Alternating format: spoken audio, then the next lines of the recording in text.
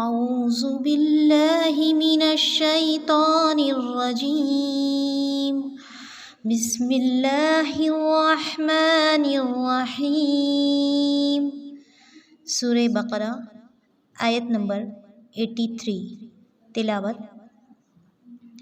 أفغير دين الله يبغون وله أسلم من في السماوات والأرض طوعا وكرها وإليه يرجعون قل آمنا بالله وما أنزل علينا وما أنزل على إبراهيم وإسماعيل وإسحاق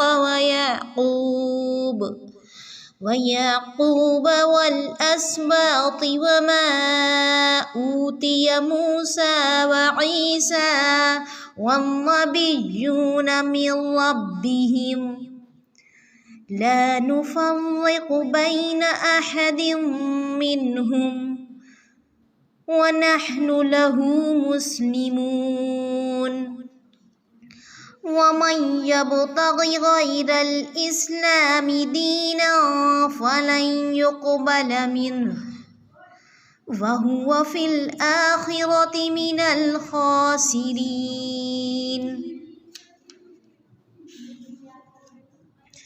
كيف يهدي الله قوما كفروا بعد إيمانهم وشهدوا أن الرسول حق وجاءهم البينات والله لا يهدي القوم الظالمين أولئك جزاؤهم أن عليهم لعنة الله والملائكة والناس أجمعين خالدين فيها لا يخفف عنهم العذاب ولا هم ينظرون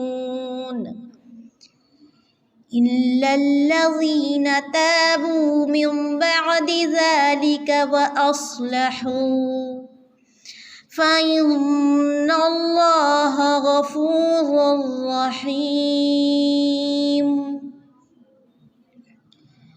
إن الذين كفروا بعد إيمانهم ثم ازدادوا كفرا لن تقبل توبتهم فأولئك هم الضالون إن الذين كفروا وماتوا وهم كفار فلن يقبل من أحدهم ملء الأرض ذهبا ولو افتدى به أولئك لهم عذاب أليم وما لهم من ناصرين۔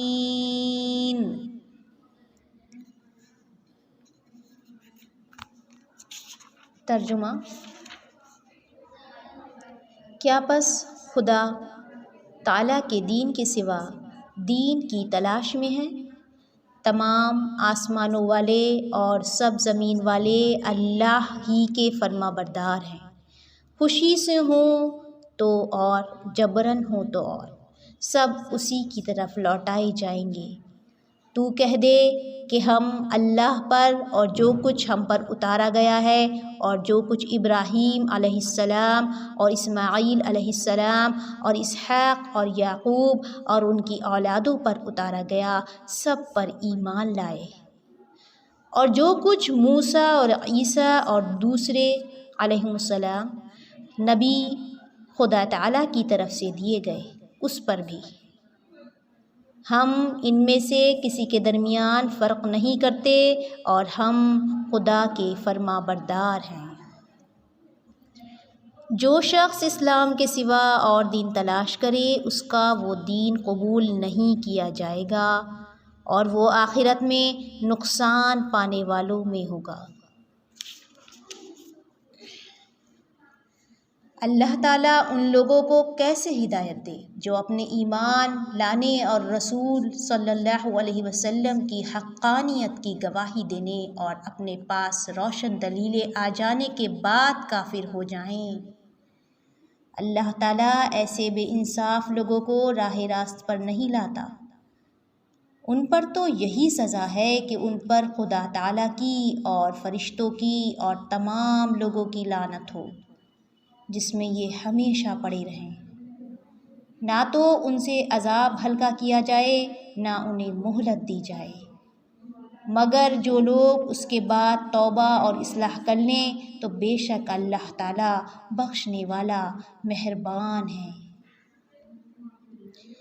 بے شک جو لوگ اپنے ایمان کے بعد کفر کریں پھر کفر میں بڑھ جائیں ان کی توبہ ہرگز قبول نہیں ہوگی۔ یہی گمراہ لوگ ہیں۔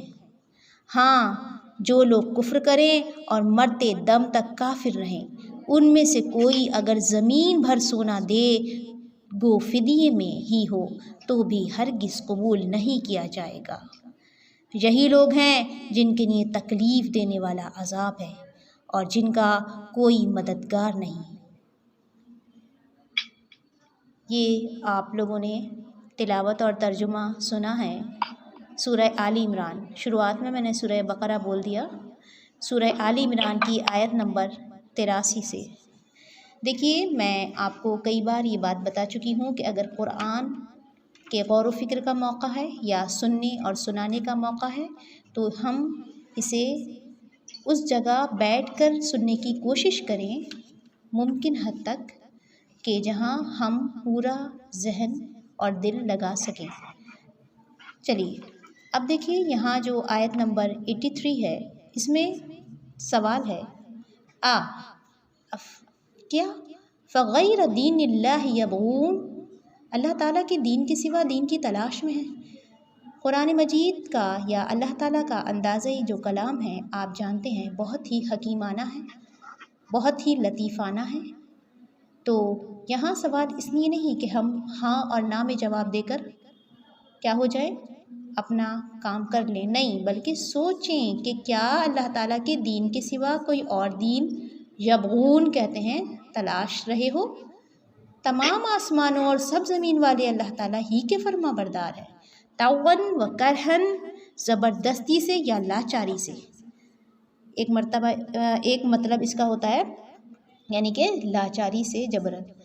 وَإِلَيْهِ يُرْجَعُونَ، اور سب اسی کی طرف لوٹائے جائیں گے، یعنی کہ زمین میں جو کچھ بھی ہے سب کا سب اپنی مرضی سے آیا یا جبرن آیا، لیکن اللہ ہی کا فرما بردار ہے اور اسی کی طرف پلٹایا جائے گا۔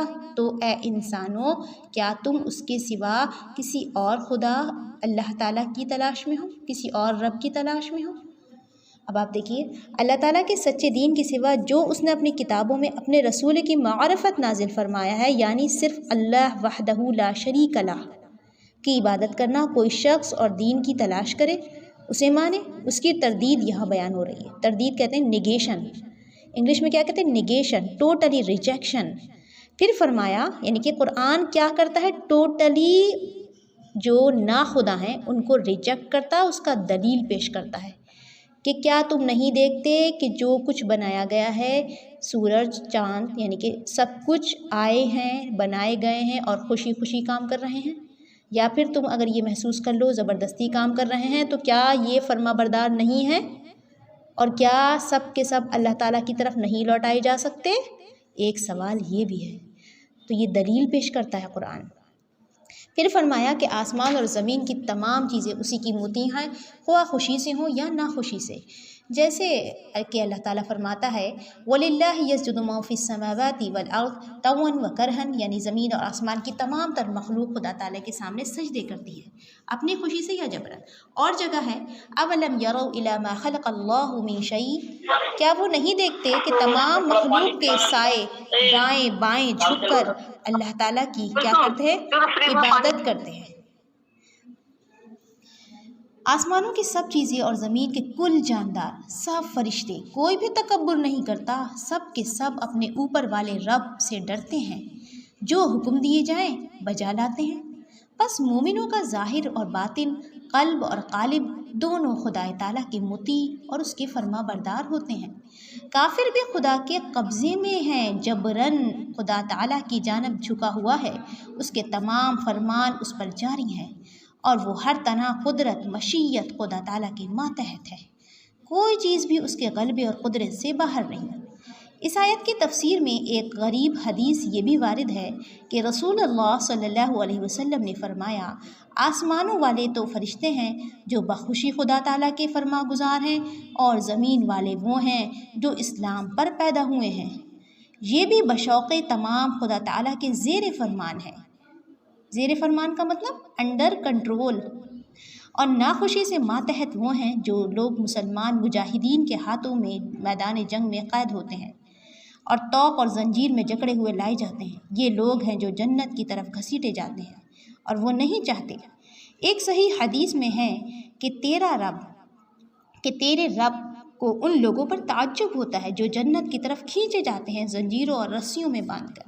اس حدیث کی اور سند بھی ہے، لیکن اس آیت کے معنی تو وہی زیادہ قوی ہیں جو پہلے بیان ہوئے۔ حضرت مجاہد رحمۃ اللہ علیہ فرماتے ہیں کہ یہ آیت اس آیت جیسی ہی ہے، وَلَئِن سَأَلْتَهُمْ مَنْ خَلَقَ السَّمَاوَاتِ وَالْأَرْضَ لَيَقُولُنَّ اللَّهُ، اگر تو ان سے پوچھے کہ آسمانوں اور زمین کو کس نے پیدا کیا، تو یقیناً وہ یہی کہیں گے، جواب دیں گے کہ اللہ تعالیٰ نے۔ ابن عباس رضی اللہ تعالیٰ عنہ فرماتے ہیں، اس سے مراد وہ وقت ہے جب کہ روز ازل میں ان سب سے میثاق اور عہد لیا تھا اور سب اسی کی طرف لوٹائے جائیں گے، یعنی کہ قیامت کے دن، اور ہر ایک کو وہ اس کے عمل کا بدلہ دے گا۔ پھر فرماتا ہے، تو کہہ ہم اللہ تعالیٰ پر ایمان لائے اور قرآن پر اور ابراہیم، اسماعیل، اسحاق، یعقوب علیہم السلام پر جو صحیفے اور وحی اتری ہم